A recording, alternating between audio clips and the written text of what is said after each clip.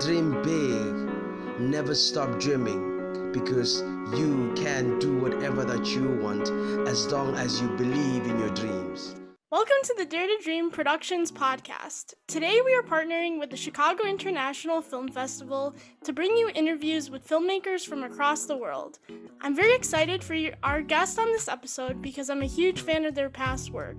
This story really touched me because they're the types of queer, lighthearted films that I want to see. Please welcome the writer and director of the short, the Syed Family Xmas Eve Game Night. Hi, how you doing? Yay! We're here. Nice to finally meet you two. Lovely to meet you. Yes, so lovely to meet you, and thank you for having us. Thank you. So I'd love to start off by talking about what drew you into this story. Certainly. I think that's a Kausar question for sure. Yeah, I can tell the origin story, and then Foz can share what drew her into it, maybe. So this story was actually inspired by kind of some of my personal life. I am the baby of two older sisters whom I love dearly, but so much so that the first time that I was introducing my partner to them, I was sort of going down this downward spiral of all the things that could go wrong if they didn't like my partner. So some of the scenes from the short, particularly the very first scene, is drawn exactly from one of those nightmares that were anxiously imagined. You know, Kausar and I had actually worked together before and,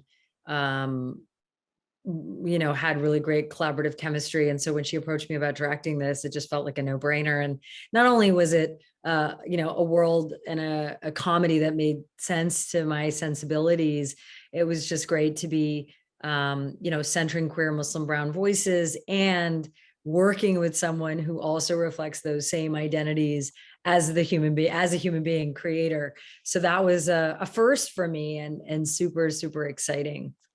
Awesome. That was one of my questions, was how did you two meet? Yeah. Well, a mutual friend introduced us, and then we met at, I can't remember the name of the bar, but then we met to hang out and get to know each other at a mezcal, taco and mezcal bar in LA. And the rest is history. Yes, and here we are. So one thing I loved about the short is that it didn't follow any negative queer stereotypes or tropes, and it wasn't your typical coming out storyline. And I don't know about you, but I'm just very sick of those because, that's not our whole story. And I love this because the characters were proud of who they were and embraced their sexuality, something we rarely see in queer characters. What do you think the impact of having more positive representation of the queer community is on audiences? Woo. I mean, the hope is that the intent is to show ourselves more as human, because humans experience the whole breadth of things, and not just so traditionally we only see trauma stories of marginalized folks on screen, whether it is BIPOC folks or queer folks or even Muslim folks. So the intent was to just make this so celebratory and so fun. And the hope is that the impact is for perhaps someone of those identities to feel seen. Internally, one of the impacts was wanting to be able to create sort of this aspirational world on screen, something to manifest toward, something to really celebrate and ground joy in. And for folks outside of the communities, when they watch it, to just enjoy and see the humanity behind it all. Yeah, I think that honestly, art making and creating content is a journey. And oftentimes when you're creating from a personal space, it's like a reflection of where you're at on that journey. And so, I definitely, still celebrate coming out stories because they're happening constantly. And that phrase means so many different things to different communities around the world. And this film is really, I think, a reflection of where each of us, Kausar and I, are at in our journeys as people and as creators. We are ready to reclaim these genres as a place where we should thrive, where our stories deserve to live, and where our love must be celebrated. Yeah. And with that, also fully acknowledging, that having blood family around is a privilege to in some queer spaces, and acknowledging that as well, but hoping that on screen we can show a different narrative that's normally been shown. I thought the short was very funny and relatable, and each character was very layered, and I felt that there was a character development in such a short amount of time. Do you have any advice for writing dimensional characters for specifically short films? Hmm. That's a good question. I think maybe perhaps of it was having such a specific image of who the characters were, and what they were bringing to the dynamic. Part of that was having this inspiration of my family, but the way I put it and the way I tell it to them, because it's the truth, is just pulling from all of these characters that exist in the family, and putting them into one. But I think also coming from a sketch background, the character sort of is the root of every decision, and even in on the groundling stage, when I'm live performing my ideas, if I'm stepping out, like how before the lights even turn on, how do we let folks know what character I am? So trying to bring that to the writing as well. I think a great reflection of those characters is really also in this particular case, and I think something to think about in the making of the art is the casting of it, and casting folks who kind of embody those roles. And one thing that I love about actors is really playing into the strength of the actor, rather than trying to fit an actor into something that is not their truth or their strength. And I don't necessarily mean that from like an identity perspective necessarily. It's more about like, for example, Pia, who plays the role of Kieran, the middle sister, she naturally has this kind of quirkiness, and she's such an actor who brings like object work, and is really obsessive about like repeating the act multiple times, and is herself also thinking about this character. And when you cast that way, you're bringing so much to the screen as well, which is really exciting. And when you're thinking of directing, you're like, oh great, I have even more to play with. And that's like filling the world, right? I mean, how do you fill the world? It's always a new way, from conception in your brain to putting it on the page, to then bringing it on screen, and then the edit process. It's a whole other part of the storytelling. So it's all of those spaces. Another thing that stood out to me was their genuine performances and how authentic their reactions are to certain events in the story. I don't want to give too much away, but how did you achieve these genuine performances from the actors? Did you have any specific techniques? I would say the most specific technique is letting the actor, actors have great ideas, and I really trust the actor's instincts, and I mean, like Kausar said, it's like we're getting an opportunity to kind of do something that's got some loose inspiration or loose truth from her life. So that to me is really exciting, because that's how I play and write as well. And you get these actors who are just excited to be there and have their ideas of like, well, what would this be like? Or this is kind of like this thing that happened to me, and letting them be in that world is really important. And I feel like as a director, I bring a lot of the acting truths that I know. And so I'm a very yes and kind of director, instead of a no, do it my way.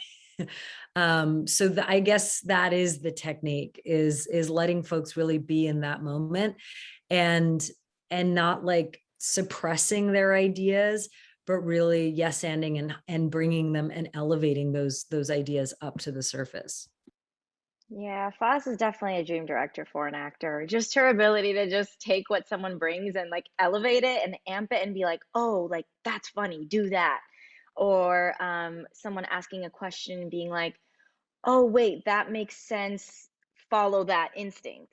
So in that ways, it was so much fun. And as Foz was saying, the casting was such a fun process, and each of those brought so much to the role. Whether it was D'Lo improv, one of our favorite lines in the short film, which is "my VR set," like love that. And then also to shout out Mira Gomani, who plays Soraya, the eldest sister. She was my clowning teacher, and literally in class I was like, you're literally one of the funniest human beings I've ever met. And then she brought that to the short. So just grateful to be around so many talented people, and then a director that elevates it all. And that's so important. Like that, just the energy on set will be totally different when you have a director like that. That's awesome. What was the filming process like? How many days did it take to shoot? So it took 2 days. We shot it in February, mid-February, and it was 2 overnight shoots. And Foz flew in from Canada for it. Bless, bless Foz. And this was the first time a lot of folks were working after the whole pandemic. It was missed the pandemic. And we knocked it out in 2 days, thanks to our amazing producer, Amalia, Mesa-Gustin, who's also my partner. Slip that in there. You know, that's Who's also my essential. partner. And also my partner. Not It my just feels, partner. it feels Kausar. like I'm, yeah. Oh, go on. No, I'm sorry. I was just saying, not my partner, not my partner. It just feels like weird to not mention that, like you're gonna leave that part out. I That's mean, so I true. fully agree. I'm like, yes. I'm always like shouting it from the rooftops. It's like, they're partners and partners. You know what I'm saying? Like partners. There's partners and partners. Partners and partners. Yeah, we write comedy. So yeah, it was great. And yeah, I mean, and to be honest, like there were challenges, of course, that, I mean, we had to move the shoot day a month because of the pandemic. And then also like my wife's health was very much not doing well in the pandemic, and she had to have surgery. And so we moved it for that as well. And she's doing okay. Thank you for all of the concern. But like, there were so many life things that were real. And this felt like for us a light of creation, and followed all the protocols and did all the requisite testing, and even for a tiny short on a tiny budget, did on-site testing. Miraculously we're able to make that happen, and rapid testing, and helped create a safe space, both literally because of COVID, but also in the emotional sense, so that folks could play and act and bring their best selves. Also, shout out to Foz's partner, Andrea Wilson, who's been a crucial part of carrying out what we're doing as well. So she's my partner and my partner. I'm a partner. Partner. That one's in the eyes of the state. You know what I'm saying? Okay. State approved.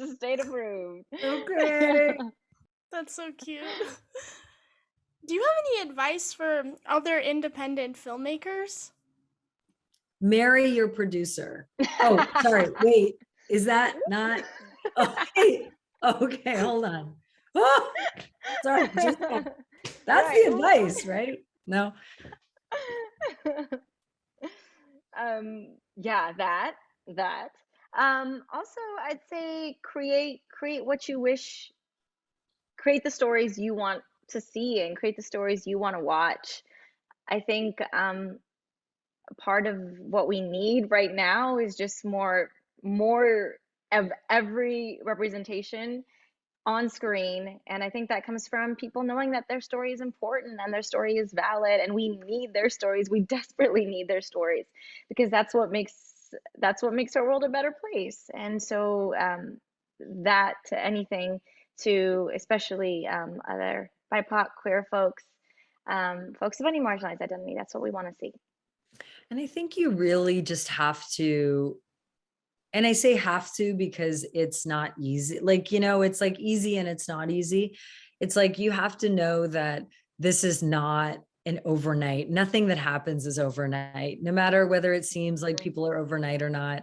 It's all a process and it's a journey and it is a game of attrition. And so, you know, making a project and you're like, oh, I'm not as happy with it. I wish this could have been better. Well, that's okay. No, your first thing doesn't have to be your everything. Your second thing doesn't have to be your everything. Like everything you're doing is exactly what it is. And, you know, that is the process. And when it gets into Chicago International or it gets into TIFF or you land a big agent or you get on that show, whatever the thing you're doing is, and you're like, here I am, there's always going to be way more to do. So you really have to sort of be in the thing you're making and knowing that it may take it may take a year or it may take 10 years or it may take 20 years, but like, that's not a thing to be afraid of as long as you're in the moment of creating the thing you're in.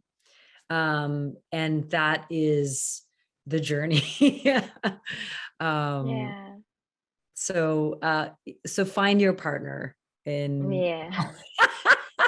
And Exactly. but it's true, right? It's like, Yeah. honestly, it's like, I mean, I know without collaboration, I would be dead and I wouldn't have anything. And every single thing I've ever made has been both because I've been working out my internal struggle in the public sphere. And I've had people who have said, yes, let's work on this together, who have yes-anded me. And there is no way we'd be here or doing all the other things that, you know, we're doing in our respective careers if it weren't for all of these people who have collaborated on the work. So find your collaborators at every level, both creatively, but also in these other spaces, whether they're friends or romantic partners, but ground in the things that are real. That is the thing that helps elevate your work.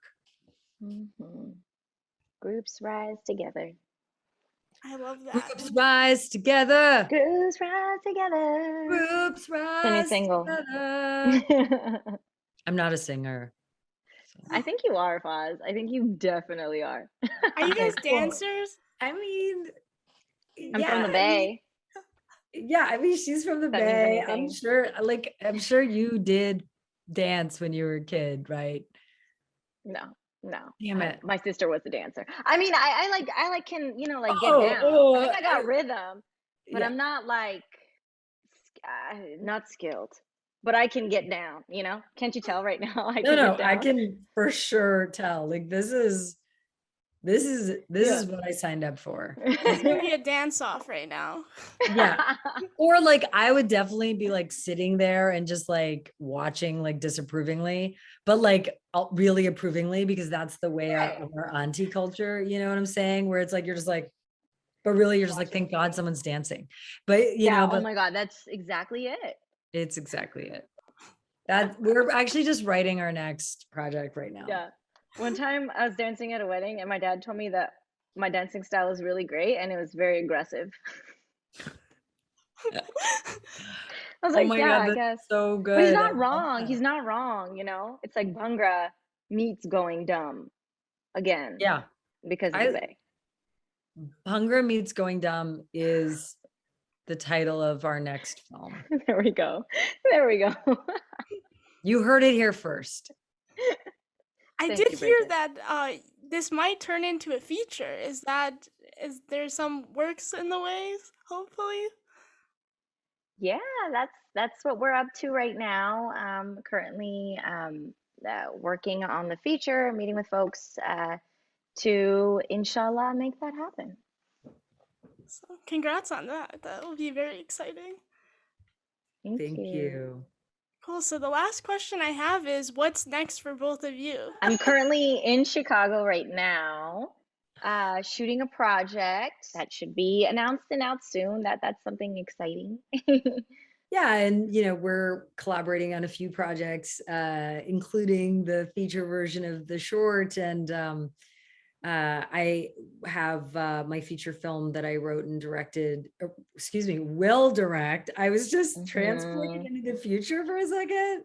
Yes. Oh, maybe that's a good sign. I wrote and will direct called Me, My Mom, and Sharmila, which is one of my passion projects, and hoping to shoot that in the spring of 2022. And looking for final little bit of financing. Anyone out there listening? Come through financing. Come through financing, just a little bit. Got a great team. So that would shoot in Canada and Pakistan. And that's one of the things I'm excited about.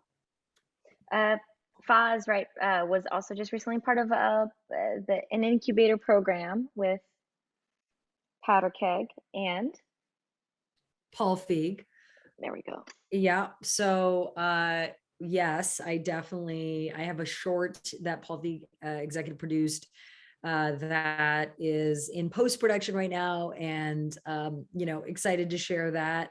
It's another short called Group Text. It's super fun, and also an experiment in playing with form a little bit to see kind of do some things I've never done before. And